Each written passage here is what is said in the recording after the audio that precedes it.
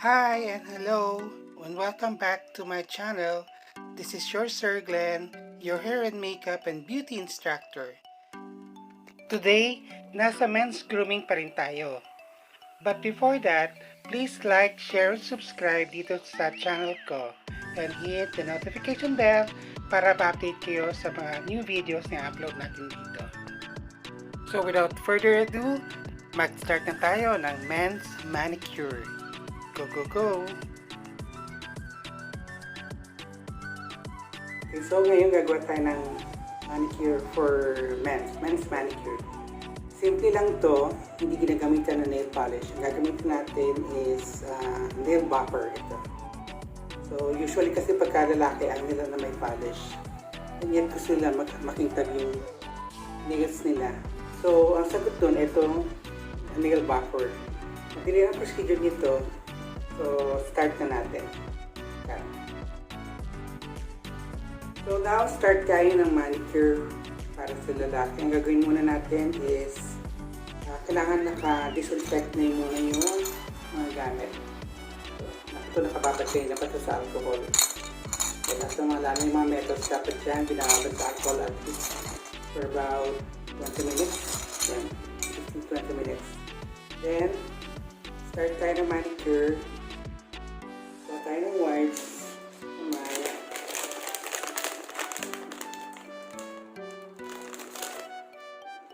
Sa ating kamay.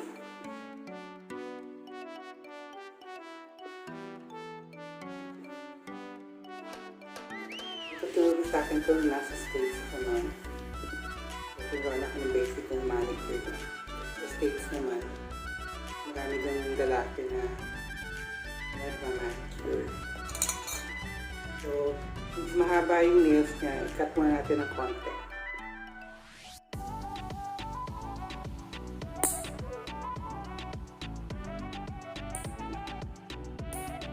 Masyadong sagad.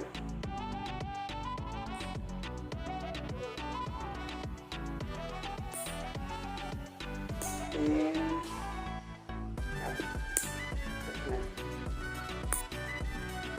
so pagka-cut ng nails, i-check mo na yung mga kanto.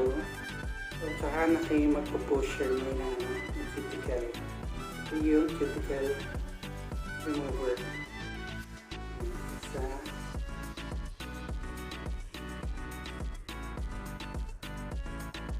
Para lumambot yung skin. Usually pagka lalaking ginagawa, ayaw nila yung mga pink-pink. Pagkukunin nila cuticle remover, yung kulay white lang. So ito yung pusher ko. Hindi ako gumagamit ng karaniwan na pusher kasi yung pinapahasa nila hindi maganda sa kuko yun eh. Sisira yung surface ng kuko.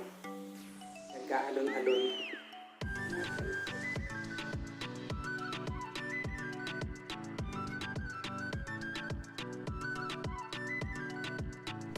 So push mo na ng konti, huwag sumasagad masyado sa may dulo. Itong pag-push na to, hindi ganun katihin. Kasi para hindi masyadong makaskas yung nails. So, magkaiba ng side to. So, ito naman sa loob. Ang bandang left niya. Iba rin yung, and ano kasi ito yun? Baligtad. Kita nyo, tatanggalin sa sides. Yan. Dito pinahasa. Ayan na. Ito yung sa loob natin.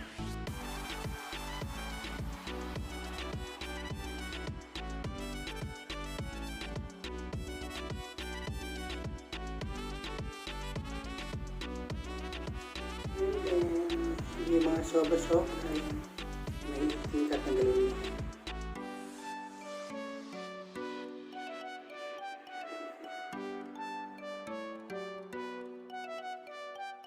And mag-brush niya.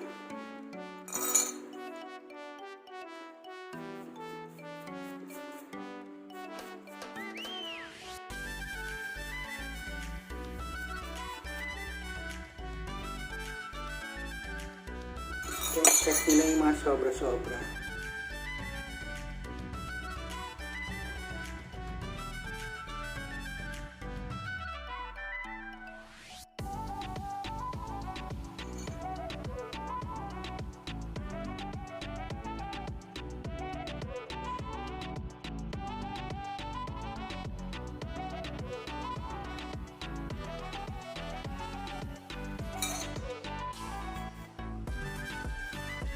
And after this, ito na yung time na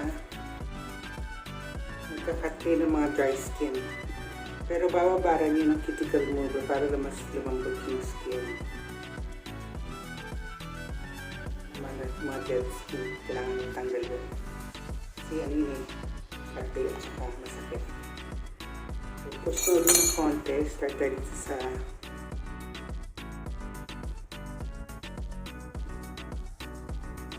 brush,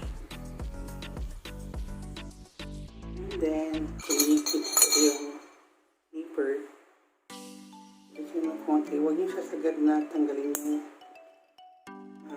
kanto kasi baka mag-start yung ingrown.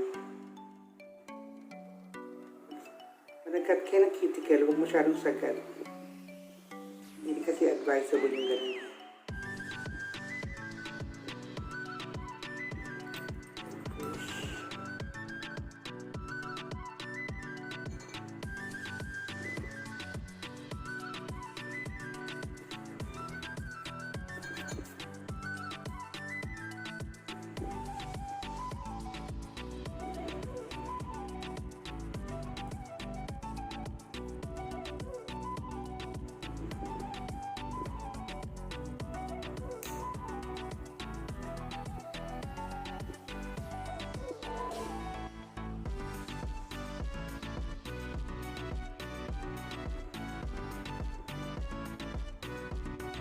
So, pagkatapos nito,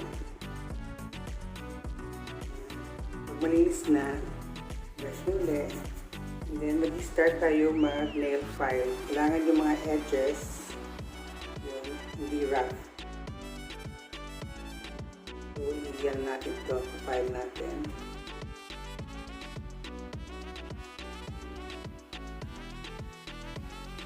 Shake ano?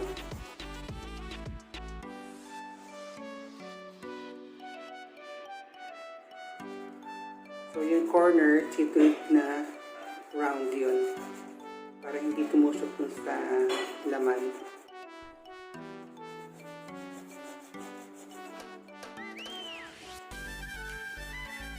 So, huwag masyadong madigin. Kasi masakit.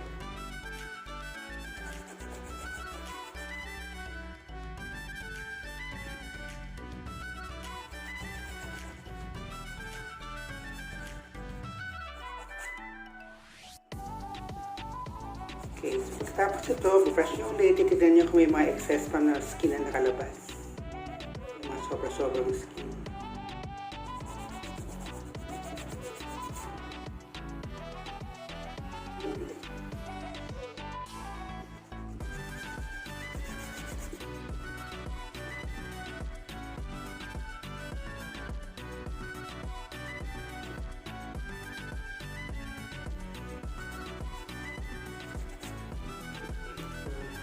Yan. Tapos, spray yun ng konting tubig.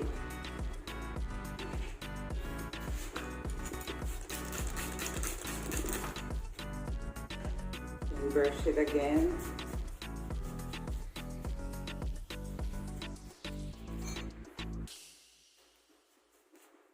Then, check nyo if may mga sobra pang skin.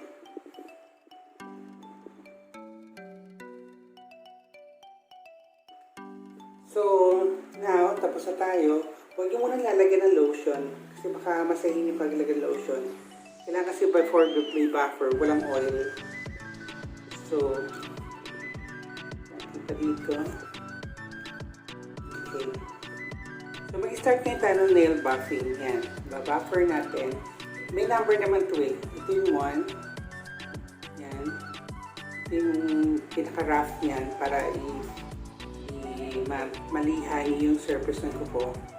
And then 2, Ayan, medyo less na yung pagka-rough niya. Hanggang 4 yan. Tapos yung 4 is ito yung pampaking cup. Itabi ko po dyan. Okay.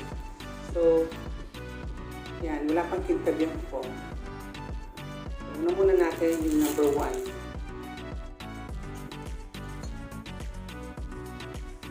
Hindi tayo mag-start sa thumb para mas kita niya. So, number 1. Ito. Yan. Kunin yung mga corner-corner.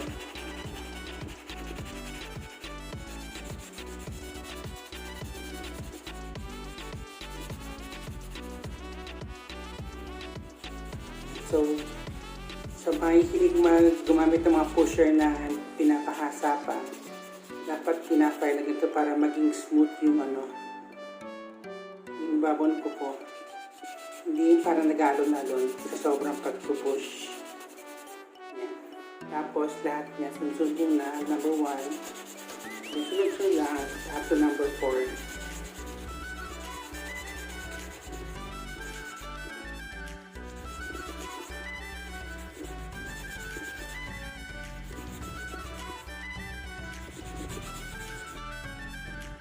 So yun, makikita nyo parang namuti.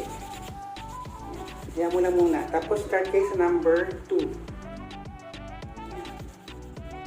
So, mas less na yung sound kasi mas smoother to.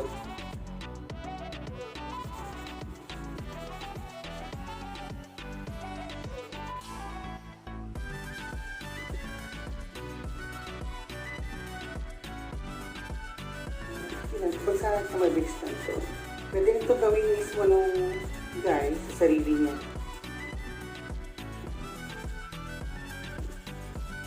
Mura lang to, by the way, mura lang itong buffer.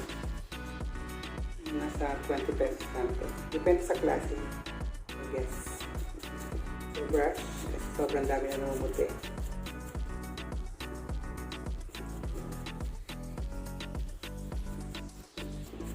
And then start tayo sa number 3.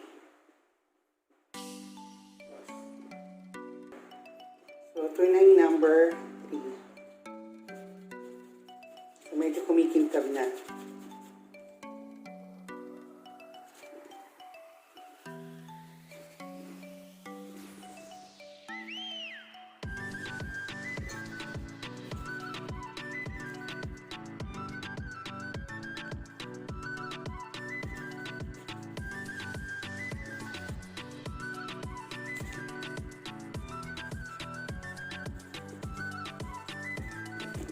Okay, so tapos na hanggang number 3. So nakita nyo maraming residue doon. Kailangan na-sprayan ng tubig yun. Isa. Spray ng tubig. Tapos brush ko mabuti.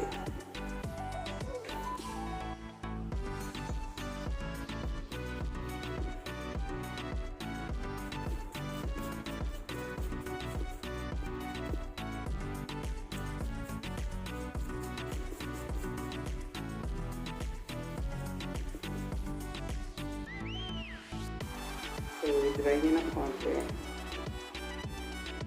So, nakita nyo, medyo makintab na. Walang nail polish yan. So, start tayo ng number 4.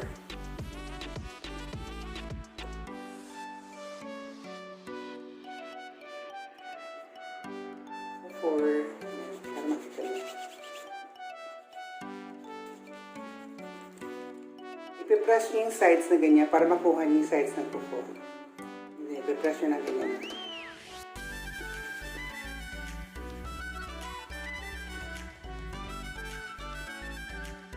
Ikita nyo baking tab. Para siyang may nail polish.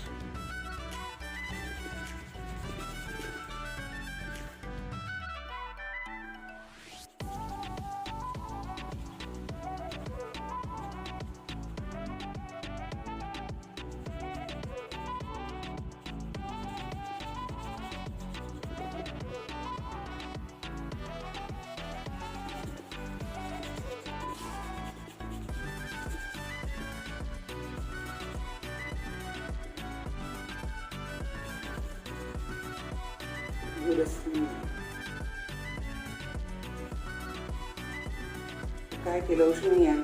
So, hanggat pag tumubo yung nails niya, makita pa rin yan. Ang unahan, hindi lang makita pa dyan, bago tumubo na yung regrowth ng nails. Kahit mag-ugas ka ng kamay, hindi mawawala yun.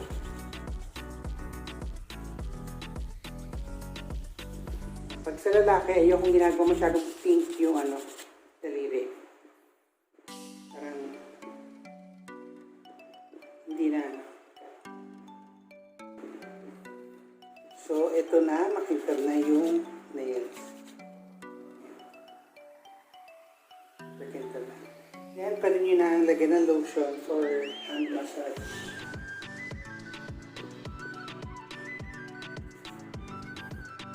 Hindi mo ako nakikita niya kahit lagyan ng lotion. So, massage.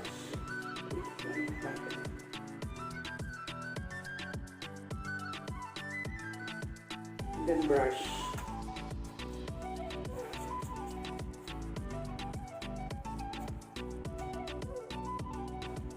So here, ito na yung finish na niya, makintab na. So compare natin doon sa hindi lagyan na buff niya. So ang laki ng difference. Parang siyang may nail polish. Okay.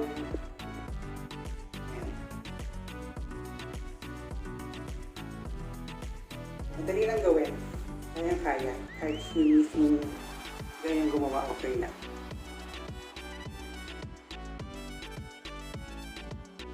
So that's it for today. I hope you learned something new. So don't forget to subscribe, like and share, and hit the notification bell para ma-update kayo sa mga bagong videos natin. So bye-bye! See you soon again!